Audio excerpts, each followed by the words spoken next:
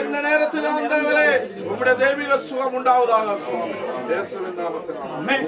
Sister 1 பேதுரு 3ஆம் அதிகாரம் 21ஆம் வசனத்தை வாசிங்க. 1 பேதுரு 3ஆம் அதிகாரம் 21ஆம் வசனம். அதற்கு ஒப்பனையான ஞானஸ்நானமானது மாம்ச அழுக்கை நீக்குதலாயிராமல் தேவனை பற்றும் நன்மான சாட்சியின் உடன்படிக்கையா இருந்தது. இப்பொழுது நம்மையும் இயேசு கிறிஸ்துவினுடைய உயிர்த்தெழுதலினால் ரட்சிக்கிறது. ஹல்லேலூயா. நாட்கள்ல கூட எல்லாம் நம்ம சபையார கரங்களை தூக்கி நம்ம சகோதரனுக்கு நம்ம ஜெபிக்கிற அந்த வேளையில ஆண்டவரே இந்த நாளிலிருந்து ஒரு ஞானத்துல ஒரு தெளிவும் கர்த்தருடைய வைராக்கியத்துல எல்லா பக்தி வைராக்கியத்துல வளரணும். எல்லாவற்றையும் தீபமாய் பற்றி எரியும்படியா உதவி செய்யும்படி சொல்லிட்டு எல்லாரும் கைகளை தூக்கி ஆவியானவரே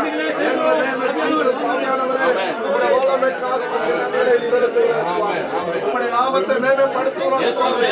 இயேசுவின் நாமத்தில் ஆண்டவரே பிதா குமாரன் பரிசுத்த ஆவியானவர் யாக்கோப் என்று பெயர் எடுக்கிறேன். ஆமென். ஹல்லேலூயா ஹல்லேலூயா ஹல்லேலூயா ஹல்லேலூயா.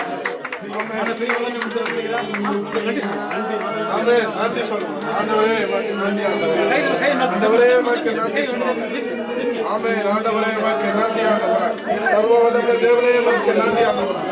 எல்லா பாவங்களை எல்லாத்திலிருந்து விடுதலை கொடுத்ததற்கு நன்றி ஆண்டவரே. உமக்கு நன்றிகளை செலுத்துகிறோம் சுவாமி.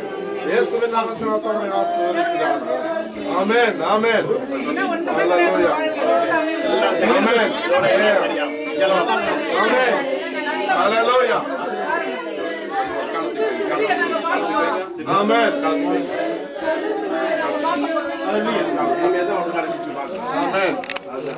ஆமென்.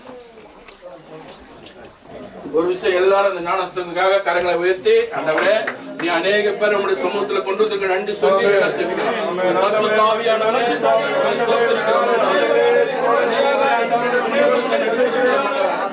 ஆண்டவரே பூமான கிருபையினால் வல்லமையினால் ஆசீர்வாதம் செய்யும்படியாக நான் ஜெபிக்கிறேன்.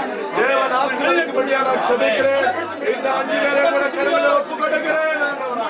ஆண்டவரே கிருபை தொடரத்தக்கதாக தேவனுடைய இரக்கமாக கடந்து வருவதாக இயேசுவின் நாமத்தினால் எல்லா வியாதிகளும் எல்லா பிசாசின் கட்டுகளும் தொந்தரவுகளும் எல்லா பயங்களையும் நீக்குவதற்காக உமக்கு நன்றி ஆண்டவரே. இயேசுவின் நாமத்தினால் ஆமென். நன்றி சொல்லுவோம்.